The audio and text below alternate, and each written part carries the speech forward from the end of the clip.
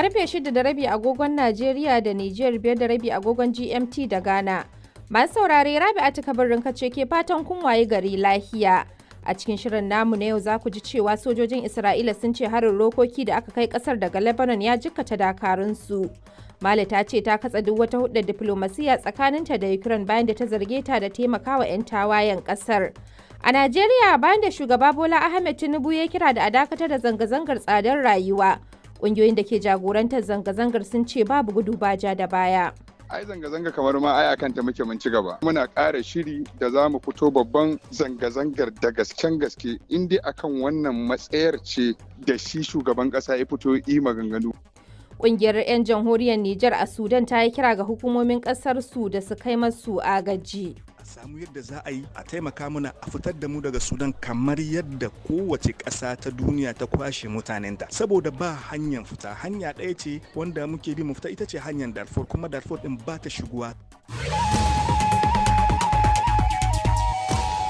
To muna kuma tafi da labarin wasanni amma duk kafin nan sai na fara da karanto maku labaran duniya. Sojojin Isra'ila sun ce harin rokoki da aka kai kasar daga Lebanon ya jikkata dakarunsu biyu. Sanarwar ta ce sojojin ba su ji jiki sosai ba. Sojojin Isra'ila da Hezbollah sun kwashe watanni suna musayar wuta sai dai ana fargabar abin zai yi kamari 'yan kwanan nan. Ƙungiyar Hezbollah ta Lebanon da Iran sun sha alwashin mayar da martanin harin da ya kashe shugaban Hamas da kuma babban kwamandan Hezbollah. Ƙasashe da dama ciki har da Amurka da Saudiya sun buƙaci 'yan ƙasashen su da su bar Lebanon. An ba da rahoton kashe wani ɗan jarida a Mexico da ya fice wajen ba da rahoton tashe-tashen hankula tsawon shekaru masu dama. Wasu 'yan bindiga da ba san ko suwaye ba suka harbe Alejandro Martins a lokacin da yake tsaka da tafiya a motarsa. Mexican media said he was traveling with two security guards. Wakilin BBC ya ce kafar watsa labaran Mexico ta ce Mr. Martins na tafiya ne tare da jami'an da ke bashi kariya waɗanda suka yi ƙoƙarin mayar da martani sai dai sun kasa bashi kariyar. Mr. Martins ya taɓa tsallake rijiya da baya na irin wannan makamancin harin a shekarar 2022. Mexico dai na ɗaya daga cikin ƙasashe mafiya haɗari a duniya ga 'yan jarida musamman waɗanda suke ba da rahoton laifuka da kuma cin hanci da rashawa. Adadin masu zanga-zangar ƙin baƙi a Birtaniya da Arewacin Ireland ya ƙaru zuwa aƙalla mutum 250 wato waɗanda aka kama. Lamarin ya yi ƙamari ne sakamakon kashe wasu yara mata 3 da aka daɓa wuƙa a makon da ya gabata, inda a intanet aka zargi baƙi da aikata laifin. Firaministan ƙasar Keir Starmer ya yi Allah wadai da zanga-zangar da ya ce masu tsauran ra'ayi ne da ke son rikita ƙasar suka haddasa ta, ya kuma ce duk masu hannu a ciki za su fuskanci hukunci. What is happening across the UK is scary. Wani ɗan majalisar ƙasar kenan Iqbal Muhammad yake cewa abin da yake faruwa a faɗin Birtaniya abin tsoro ne da tashin hankali ga miliyoyin 'yan ƙasa. To labaran duniyar na zuwa muku ne daga nan BBC. Ƙasar Mali ta ce ta katse duk wata hudda diplomasiya tsakaninta da Ukraine bayan da ta zarge ta da taimakawa 'yan tawayen ƙasar wajen kashe gwamman sojojinta da dakarun Rasha wato na Wagner. 'Yan tawayen ƙasar sun ƙaddamar da manyan hare-hare a arewacin Mali a ƙarshen watan da ya gabata. Jami'in leƙen asirin Ukraine ya yi zargin cewa Rasha na da hannu wajen kai harin.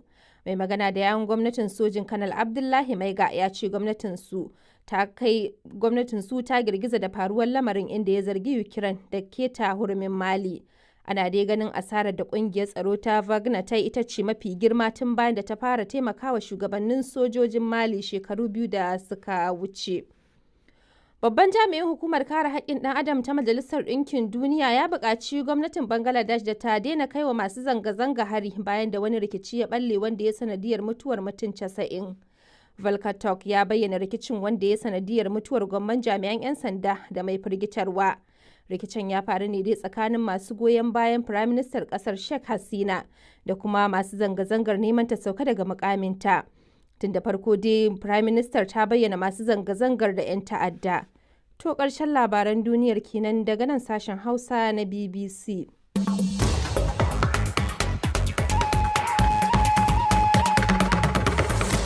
To madalla bayan labaran duniyar yanzu kuma sai rahotanni. Saudiya ta bi sahun sauran kasashe irin su Faransa da Amurka da kuma Birtaniya da suka kira ga jama'ar su da su gaggauta ficewa daga Lebanon yayin da ake fargabar barkewar yaƙi tsakanin Isra'ila da Hezbollah.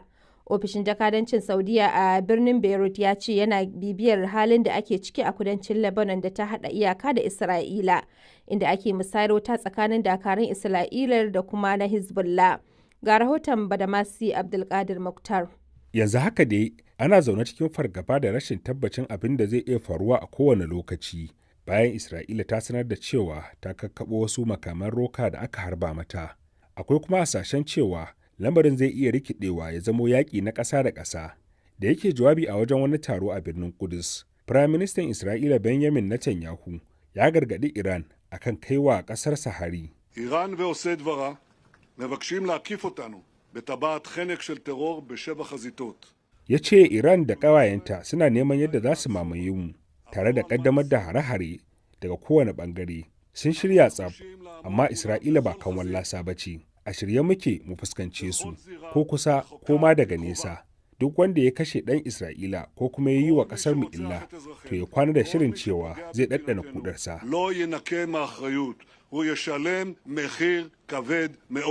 Saudiya da ya kamar sauran ƙasashe ta buƙaci jama'arta su gaggauta ficewa daga yankin a wani mataki na tabbatar da tsaronsu. Birtaniya da Amurka ma sun buƙaci mutanensu su fice daga Lebanon domin kaucewa fadawa cikin abin da zai iya biyo baya. Ma'aikatar tsaron Amurka ta Pentagon ta ce ta tura da kayan yaƙi domin shirin kota kwana ta yadda za ta iya bayar da kariya ga Isra'ila daga hare-hare, yayin da a gefe guda kuma su ce tana aikin tattaunawa da dukkan ɓangarori domin ganin yaƙin bai yaɗu ba. Rahoton da Badamasi Abdulkadir Mukhtar ya haɗa mana kenan. To fitaccen marubucin adabin nan wanda ya samu lambar yabo ta Nobel ta ƙasa da ƙasa Farfesa Wole Soyinka ya caccaki jawabin shugaban ƙasa Bola Ahmed Tunubu da ya ga al'ummar ƙasar Najeriya, yana mai cewa shugaban ya gaza shawo kan mummunan martani da jami'an tsaro suka mayar kan masu zanga-zangar, waɗanda suka yi kira da a samar da mafita kan tsadar rayuwa da talauci da ake ɗora laifin kan manufofin gwamnatinsa tun bayan da ya cire tallafin man fetur da kuma faɗuwar darajar Naira. Wakilinmu na Legas Umar Shehu Leman ya aiko mana da ci gaban rahoton. A wata sanarwa da ya fita ranar Lahadi, Farfesa Wole Soyinka ya soki matakan da shugaban kasar ya dauka tun baya fara zanga-zangar, inda ya nuna cewa matakan da gwamnati ta dauka tun farkon farawa su ne suka tunzura abin da ake shaidawa a yanzu.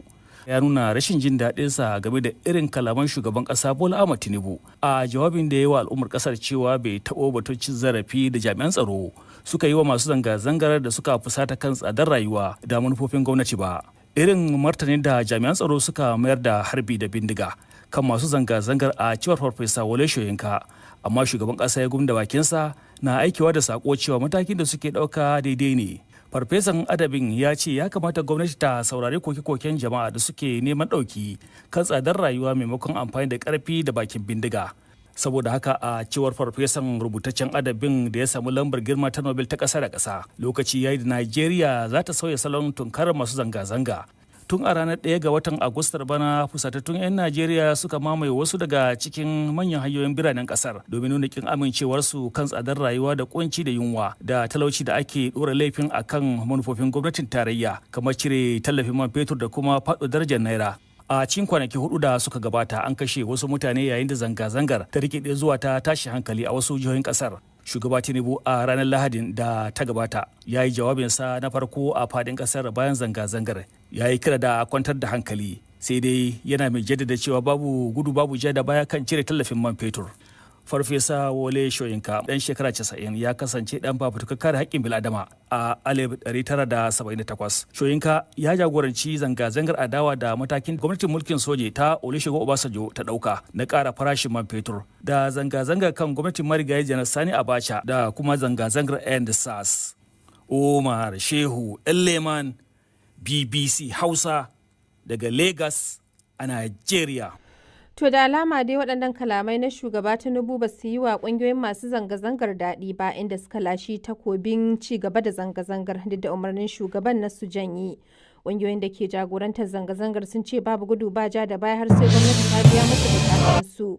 Wannan dai na zuwa ne yayin da kungiyar kare haƙƙin ɗan adam ta Amnesty International ta yi zargin cewar a jami'an tsaron ƙasar sun Wannan dai na zuwa ne yayin da kungiyar kare haƙƙin ɗan adam ta Amnesty International ta yi zargin cewar a jami'an tsaron ƙasar sun halaka mutum 13 a ranar Alhamis ɗin da ta gabata. Ga rahoton Khalifa Shehudu. Da wasu daga cikin manyan bukatun nasu a jawabin da ya gabatar wa 'yan kasar a safiyar jiya Lahadi, maimakon haka ya shiga yi musu barazana da su kawo ƙarshen zanga-zangar da kundin tsarin mulkin kasar ya ba su damar su yi. Comrade Ambassador Ƙungiyoyin matasan sun Ƙungiyar Nigerian Youth Alternative Council na cikin shugabanni da suka lashe takobin watsi da kiran shugaban ƙasar. Gabaki ɗaya sai ya ƙara sage mana gwiwa daga abin da muke tunani. Mutanenmu na gurare daban-daban sun fuffuta wanda kuma muna kan wannan bigiri kuma muna ƙara shiri da za mu fito babban zanga-zangar da gasken gaske in dai akan wannan matsayar ce da shi shugaban kasa ya fito yi maganganu wanda jama'a da yawa suna cewa ai wannan ba magana ba ce labari ne. Yanzu menene mataki da za ku ɗauka na gaba? Ai zanga-zanga kamar ma ai akan ta muke mun ci gaba. Muna so mu ji ita kasa me ta ɗauka dangane da abin da ya zama mu'assasin yin wannan protest. To kamar hannun da zuwa yaushe za ku ci gaba da yin zanga-zangar? Kwana 10 aka ɗiba na cikin wannan wata, in Allah ya sa an cimma matsayar da muke ganin mu mun fuskance ta, we are well convinced. Su ma al'umma sun nuna mana domin su muke fara ganin abubuwan da suke nuna mu ɗauki namu bigirin, to za mu tsaya. In bai tsaya daga nan ba, to za mu ƙara ƙoƙarin ɗeban wasu kwanakin fiye ma da abin da muka ɗauka a yanzu. Barista Solomon Dalon na ɗaya daga cikin jagororin zanga-zangar arewacin Najeriya, ya ce jawabin na shugaban ƙasar ba kan zanga-zanga ya ba. Ba mu ga yadda ma ya amsa wani abu a ciki ba, sai dai ya yi jawabi ne wanda in ka duba ma duk waɗanda da suna goyon bayan shi, martani da suka mai da shi sun ce wannan jawabin bai ko kadan ba za a iya a hada ta da abin da yake kasa ba, domin idan har an yi zanga-zanga kwana 3 a fadin kasan nan, wannan shine jawabin kai, ban ga ya biya bukata ba. To kamar menene mataki na gaba da za ku ci gaba da ɗauka ko za ku ɗauka? Zanga-zanga na cikin tsari, an tsara ta ne sai mun kai inda idan akwai cikakken hujja ci gaba da wani abu daban za mu yi shi. To saboda haka zanga-zanga zai ci gaba bisa ga tsarinta. Shin ba kwa ganin tunda an ba da wannan umarni akwai buƙatar a dakata a yi shawarar tukuna sai a koma a ci gaba da zanga-zangar? Mun yi gagarumin zanga-zanga na lumana a cikin birnin Jos. Kiristoci sun zo sun taru, musulmai sun zo sun kewaye su, aka yi sujada, an gama lami lafiya. Bayan da aka gama aka ci gaba da zanga-zanga, aka dawo an doke su ba si daga shugabanni, aka daura kan cewa Allah ya kai mu gobe, amma za mu yi tuntuba a cikin kwanakin nan. Masu zanga-zangar na buƙatar da gwamnatin Najeriya ta da tallafin man fetur ɗin da ta cire domin rage farashin fetur da na lantarki. Haka kuma suna buƙatar hukumomin ƙasar su magance matsalar tsaro da cin hanci da rashawa. Khalifa Shehu Dokaji, sashen Hausa na BBC a Abuja, Najeriya. To tuni dai masana suka fara tsokaci kan jawabin na shugaba Bola Ahmed Tunubu na Najeriya da ya gabatar game da zanga-zangar tsadar rayuwa da ke ci gaba da gudana a ƙasar. Bukatu ne kimanin guda 5 masu zanga-zangar nan suka fito da ita. Babu wani bukata ɗaya daga ciki wanda shugaban ƙasa ya ɗauke ta yi magana kai tsaye a kanta, balle kuma ma a ce ya ba da ita. To sai ku biyo mu a shirin mana hantsi domin jin wannan. To yanzu karfe 7 ne saura minti 17 agogon Najeriya da Nijar, 6 saura 17 agogon GMT da Ghana. Rabi'atu Kabirinka cike gabatar maku da shirin daga nan sashen Hausa na BBC, za kuma ku iya sauraron mu kai tsaye a shafinmu na intanet wato bbchausa.com. To nan gaba a cikin shirin za ku ji yadda shirin BBC Hausa ya taimaka wasu al'ummomi da suka kwashe gwamman shekaru cikin matsalar ruwan sha a jihar Jigawan Najeriya.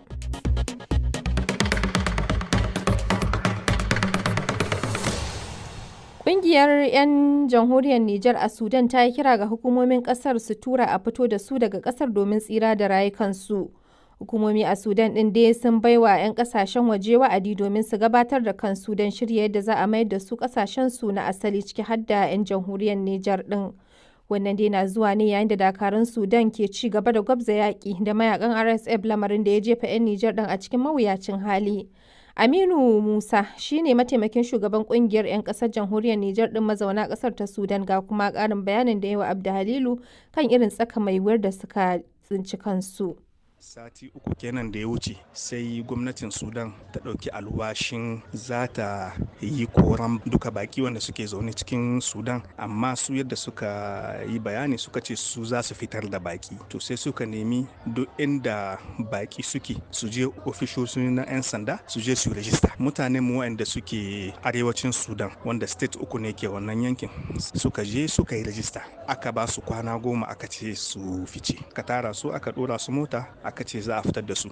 To state din da suke da aka fito da su aka zo kan iyaka za a shiga wani state sai aka ce ba za su shiga ba. Wancan state din suka ce ba su karɓe su ba. Suka tsaya nan su motocin kuma suna son motocin su. Na aka sauke su kan iyaka sai da suka yi kwana 3 da ƙarshe aka koma da su aka mayar da su inda aka ɗauko su sai aka hana su fita. Da mutum kakan ɗan fita ka ɗan je ka ɗan samo abin da ka samu na wanda za ka ci abinci. To yanzu sai aka hana su fita.